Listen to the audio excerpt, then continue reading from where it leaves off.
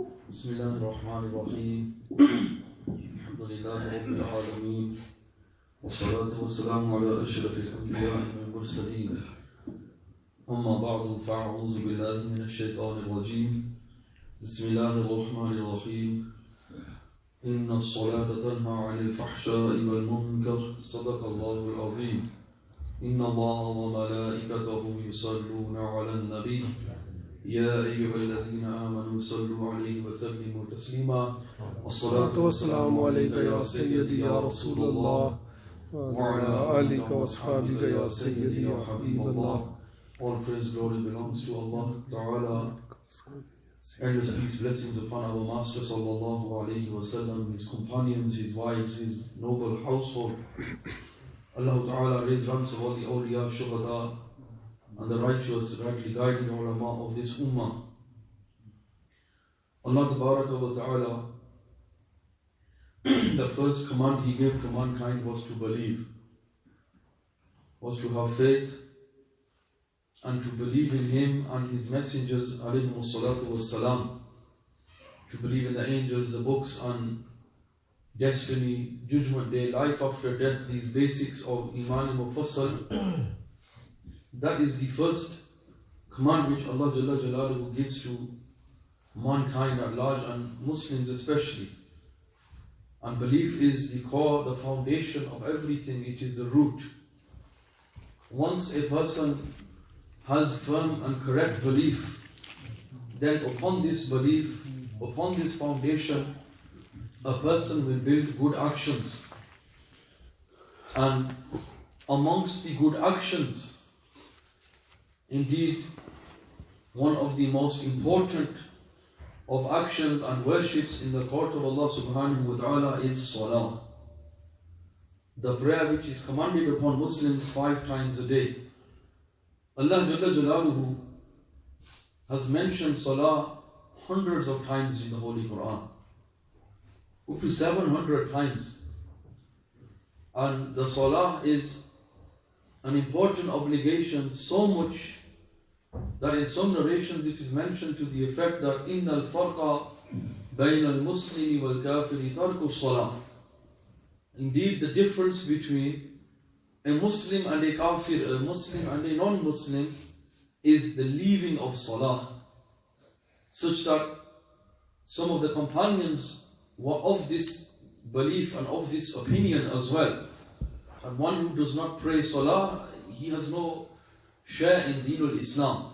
Sayyidina Umar radiallahu anhu famously mentioned this in his final moments of this world when he was told to pray, even though he was wounded and injured and bleeding profusely, and that was the injury from which he attained martyrdom. Nevertheless, when it came for the time of Salah, he prayed. And he mentioned this. He said, whoever does not pray, he has no share in Islam. So this is an extremely important obligation. And Allah Ta'ala mentions in the Holy Quran, He says, إِنَّ الصَّلَاةَ تَنْهَى عَنِ الْفَحْشَاءِ وَالْمُنْكَرِ. That indeed the Salah, the prayer, is what removes a person, saves a person, prevents a person from indecent things and from evil things. This is also an important element of the Salah. If somebody is praying his Salah, but is still engrossed in evil acts, in indecent acts, then he must do tawbah to Allah subhanahu wa ta'ala. And he must repent to Allah azza wa jalla. Because the purpose of the Salah is not to continue with bad deeds at the same time and to continue praying. But the purpose of the Salah is to stop one from evil and stop one from indecency. Allah wa ta'ala accept all of our Salah.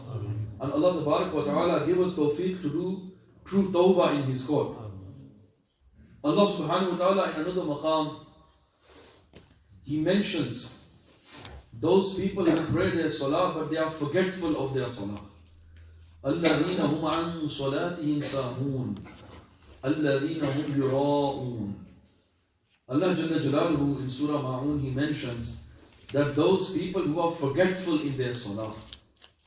What can being forgetful in your Salah entail? It could be a person who totally forgets and doesn't even pray at all.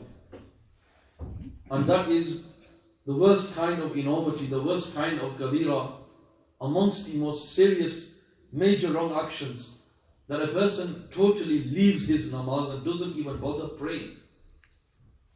Allah Ta'ala mentions in the verse before, فَوَيْلٌ لِلْمُصَلِّينَ, and there is wail for them, meaning woe to them, calamity to them. And it is mentioned that wail is a valley in hellfire. And this valley in hellfire will be for who? الَّذِينَ هُمْ عَنْ صَلَاتِهِمْ سَاهُونَ, those people who are forgetful of their salah. Or it can also refer to those who do actually pray their salah, but they neglect and forget its correct pronunciation, for instance, or its correct performance, and they leave those things which are fard and wajib within the salah.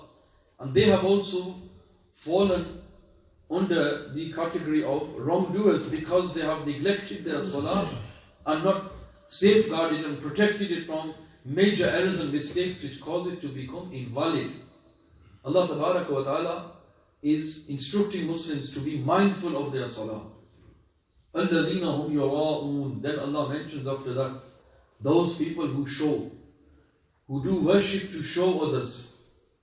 For example, they will pray namaz and salah in front of people just so that people can see them and praise them and say that, wow, he is a really good namazi. Or they will give charity and they will give money, but they will not give money without their names being announced.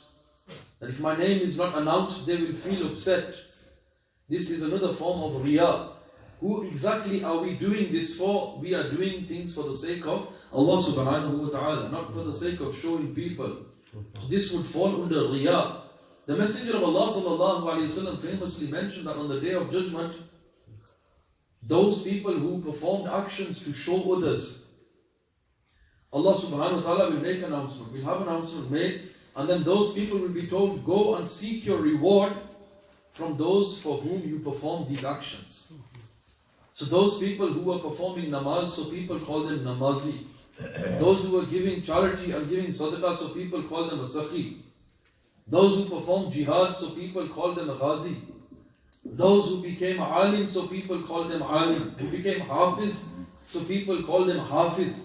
Who did hajj, so people call them haji. All of these kinds of worshippers will be brought in the court of Allah subhanahu wa ta'ala. And Allah subhanahu wa ta'ala will have them punished. And He will have them punished and dragged to hellfire, and He will say to them, go and seek your reward from those who you were showing off to. So this is something very pertinent for all of us to take heed from and to understand that our salah and our worship and everything is purely for the sake of Allah subhanahu wa ta'ala. How a person can see the difference is that if a person is not performing riya, he's not showing off, is if he performs the same amount of worship when he's alone as he does in front of people. It's not the case that when he comes in front of the people he becomes really pious, but when he is alone with Allah subhanahu wa ta'ala, he's committing wrong deeds. Allah tabarak wa ta'ala give us all the awareness of Him and the fear of Him in all of our states. So the salah being the utmost of obligations, before we pray our salah, we must perform wudu and we must perform purity from all kinds of impurity. There are many misconceptions regarding wudu as well. People have basic misunderstandings. People think that whenever your wudu breaks, you have to go and do istinja. This is incorrect. You don't have to go and wash your bottom every time, especially in winter. You'd have a very cold bottom if you did that. But the wudu does not begin from istinja. If your wudu breaks, where does wudu begin from? Yes, if you need to go to the toilet, then you will perform istinja. Okay? But if you just broke wind, if you were bleeding and it flowed over your skin, or you fell asleep and you've woken up, you don't have to go and wash your private parts. Istinja is not part of the wudu. Istinja is only done after you go to the toilet. So where does wudu begin from? You make a niyat. You wash your hands first. Then the rinsing of the mouth and so on. That is where wudu begins from. So this first thing needs to be understood, and brought to mind. There are 4 things which are fard in a wudu. Without it, the wudu does not count. The first obligation is to wash the face completely from the beginning of the hairline to the chin, from one ear to the other. If any part of this face is left dry, then the wudu does not count. It remains invalid. This is the first obligation. The eyes and the lips should not be shut tightly, but everything along the face, on this surface, should be washed. Secondly, to wash the arms from the fingertips up to and including the elbows. This is the second fard, including the elbows. For all of this to be fully washed and no single part of it should be dry, this is the second fard of wudu. The third fard of wudu is to do masah, to wipe at least 1/4 of the head. How much? At least 1/4. At least 1/4 should be wiped wet. Obviously without the imamah, without the hat. 1/4 of the head, 1/4 of the head surface. If a person doesn't have hair, then the head surface, 1/4 of it at least should be moistened with wet hands. Now you don't wash the hair, you don't wash the head, but you only wipe with wet hands. The command of masah is given in Holy Quran. The fourth fard after this is to wash both of the feet, including the ankles. Now the parts that we wash, we can't just wipe water over them like oil. The face, the arms and the feet, that wouldn't count as washing. They should be sufficiently washed. Water should be flowing over them. At least 2 drops of water over each part of the face, on the arms and the feet, so that water is dripping off and a person has thoroughly washed these parts. If any of these fard elements are left, then the wudu will not even count, the salah will not even begin. What are the sunnat elements of wudu?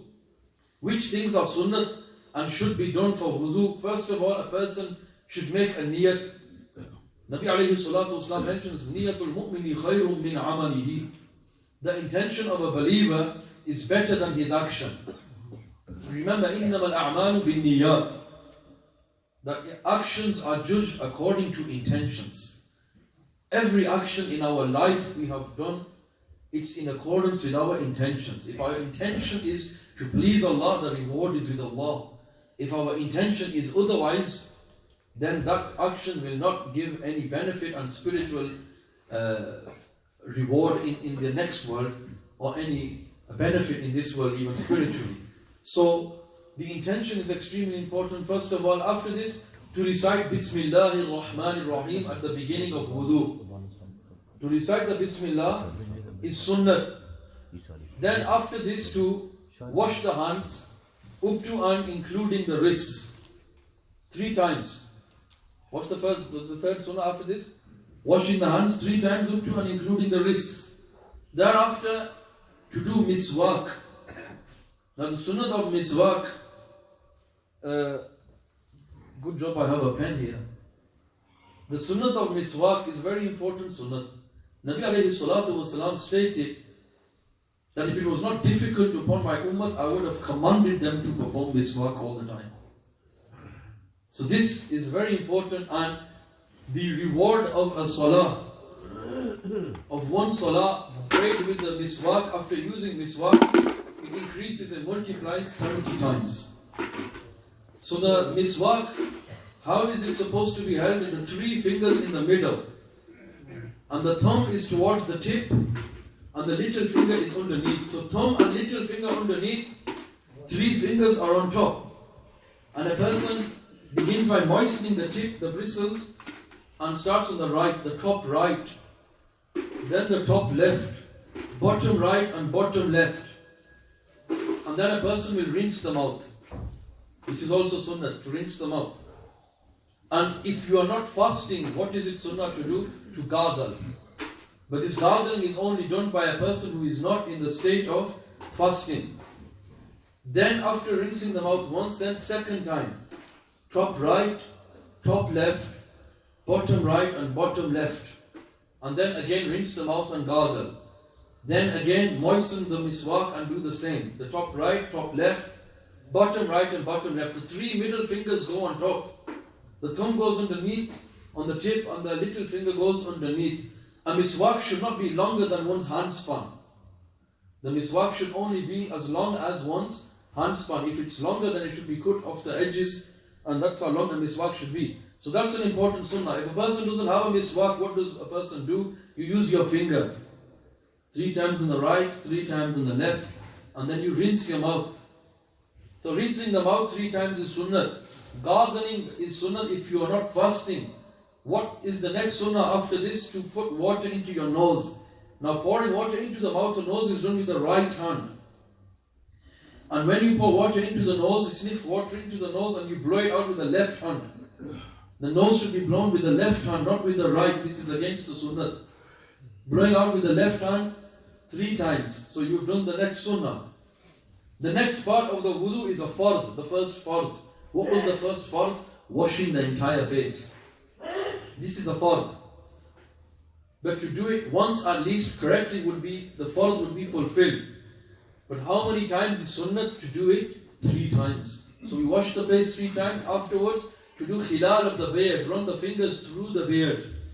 Running the fingers through the beard is a sunnah as long as a person is not in the state of ihram during Hajj or Umrah. Then you try not to lose any hair, like cause any hair to fall or cut or remove it in any way. So in ihram, a person does not do khilal of the beard. That is the next sunnah.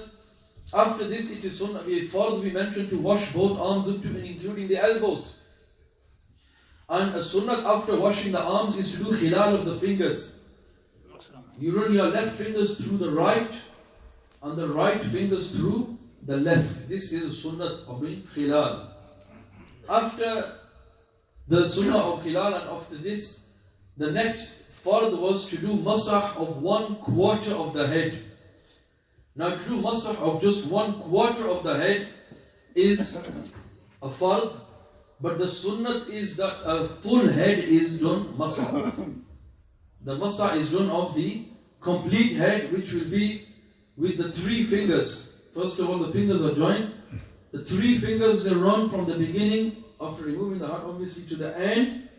And then once you've done this, you've used just the 3 fingers, the inside portions of the 3 fingers.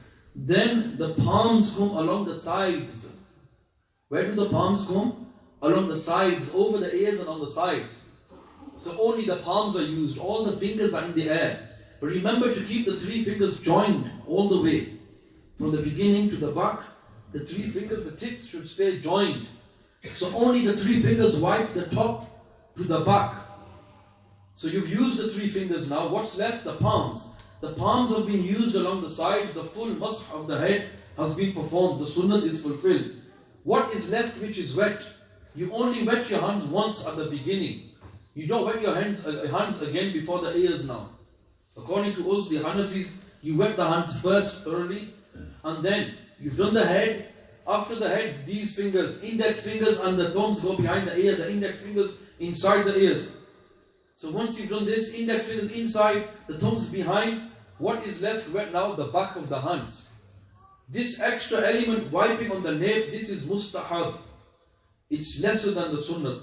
It's just thawab, it's extra. Okay? This is mustahab. But a person does not come forward like this towards the throat. This is disliked and makruh, to come towards the throat. So this should be avoided. How does a person do it? Outwards like this. This has to be also understood, not to go forward towards the throat. Then the last element after this, what was the 4th fard? Washing both feet up to and including the ankles. Washing both feet up to and including the ankles was a fard. To do it once would be, the fard would be fulfilled. But to wash them 3 times is sunnah. Just like we did khilal of the fingers as a sunnah, the khilal of the toes is also sunnah. How is khilal of the toes done? You wash the feet with your left hand. But then the left little finger, after you've washed your right foot 3 times, from the small toe to the big toe, to clean within the fingers with the left small finger. After you wash your left foot 3 times, then You do khilal of the left toes as well. But this time you start from the big one and finish on the small one. This is the khilal of the toes. So that is the full method to perform the four fard in order. The order they are mentioned in the Holy Quran is in this order: in the face, then arms, then masah of the head, and then the feet. This is sunnat. If a person did it in a different order, as long as the fard will fulfill, the wudu will still count. The wudu will still count, but it will be makruh because you've gone against the sunnah. What is another sunnah? Those parts which you are washing, you wash them 3 times. All the washing is done 3 times. But the masah is only done once. The khilal is only done once. The khilal of the fingers, toes, all these things, the masah is only done once. But the washing of, the rinsing the mouth, the nose, the brushing of the teeth 3 times, the washing of the face, the arms, the feet, these are all done 3 times each. It is sunnah. To rub the parts that you wash, to rub your face, to rub your arms and rub the feet as well with the hand. This is also sunnah. This is also a sunnah. And then another sunnah is to perform the wuzu in one go. That to wash the next part before the last part dries. This is a sunnah as well. If for instance, a person performed some of the wuzu and then went off for some reason, let's just say the water switched off or anything happened, and then a person has still got the remainder of the wuzu to perform. Let's say he's just washed his face and arms, and he's got his masah left, he's got his feet left, and then they dry, the other parts dry, and then he performs the rest of the wuzu. Will it count? It will still count. The fard will be fulfilled, but the sunnat is to perform wuzu in one go, so that the next part is washed before the last one dries. Certain elements are mustahab, sawab. We should understand, you should only put water into your mouth and nose with your right hand. And you should blow the nose with the left hand. Wash your feet with the left hand. And also to do masah of the nape, this was mustahab. To try to sit on a high place, to face towards the qibla, and to do wuzu in a clean place. These things are all mustahab. And to perform the du'as, as long as you're not in a toilet or a dirty place, then to recite the du'as and to recite Bismillah during the wuzu as well, to recite the second kalima shahadat at the end of wuzu. These things are all mustahab and recommended. What is makruh and disliked during the wuzu? It would be disliked to blow your nose with your right hand, to start putting water into your mouth and nose with the left. Obviously it's different if someone has a disability or a problem like that, that's different. To wash the face with one hand, this is makruh as well. To splash water everywhere, to waste water, to talk during the wuzu, all of these things are makruh. And to seek help from someone for wuzu without any need, this is also disliked. So these things need to be avoided. And also talking about dunya and things like this during the wuzu, this causes the blessings to be lost. Wasting water, splashing water, and doing wuzu in a dirty place. All of these things are disliked. What breaks wuzu? First of all, you need to understand, broadly speaking, these things fall under 6 categories. 6 categories. Number 1, anything which comes out of the private parts, breaking wind, and anything which comes out of the private parts, wuzu breaks. Okay? Number 2, those emissions from the skin, when it's blood or pus, that yellow liquid, or when it spreads, when it comes out and it spreads on the skin, then the wuzu breaks. If it stays in one spot, the wuzu does not break. If it spreads and flows, wuzu breaks. And then also waterish liquid, colorless liquid, if it flows out of the skin, and it also has to be due to a pain. Colorless liquid which comes out of the eyes or the ears or the skin, if it is due to a pain or a disease, that will break the wuzu. Colorless liquid in itself will not break it, but if it comes due to a pain and disease and it spreads as well, that will break the wuzu. The third category is things which emit from the mouth. Vomit, food, water which comes from the stomach, it has to be a mouthful. And if it's a mouthful, it breaks the wudu. What if a person spits out and he has blood in his spittle, in his saliva? If the blood is reddish, if the spit is reddish more than the saliva, the wudu breaks. If your spit is yellowish, meaning the blood is less, it's only a little amount of blood, the wudu does not break. So you spit out and it is reddish, breaks. Yellowish, wudu does not break. The next part after this, the fourth element, is sleeping. And by sleeping it means to sleep in such a way which does not stop a deep sleep. And that you sleep in a way that your bottom is loose, meaning your bottom is not firmly seated. If a person fell asleep like the way I'm seated here, the bottom is seated, then the wuzu remains. The wuzu will remain. If a person slept in any of the namaz positions, the wuzu will stay. It will not break. The namaz positions as they are performed by Imam. Okay? But if a person's body was totally relaxed, he's lying on the floor, he's sleeping in such a way that he's leaning against something, such that if that object was removed, the person would fall over, the wuzu breaks. So the wuzu will break. The safest option is, even if you sleep slightly or whatever, the best thing to do is renew your wuzu in all cases to avoid confusion. The fifth thing, the next thing is fainting or becoming insane. If someone faints or becomes insane, the wuzu breaks. The wuzu will break. Or if a person is so intoxicated with drink or drugs that a person cannot walk straight or balance, then the wuzu will break as well. The sixth and final element which breaks the wuzu, the sixth thing, the final thing I will mention before finishing, is laughter. If a person who is an adult, first of all, an adult laughs loud such that other people notice him. So an adult is laughing loudly and other people notice, and he laughs in such a namaz which has ruku and sujood in it. Laughter by an adult in a namaz which has ruku and sujood, and this laughter is heard by others. If a child laughs, or a person laughs in a janaza namaz, or if a person laughs and only hears it himself, then only the namaz breaks. The wuzu does not break. For the namaz and the wuzu to break, all these conditions have to be present.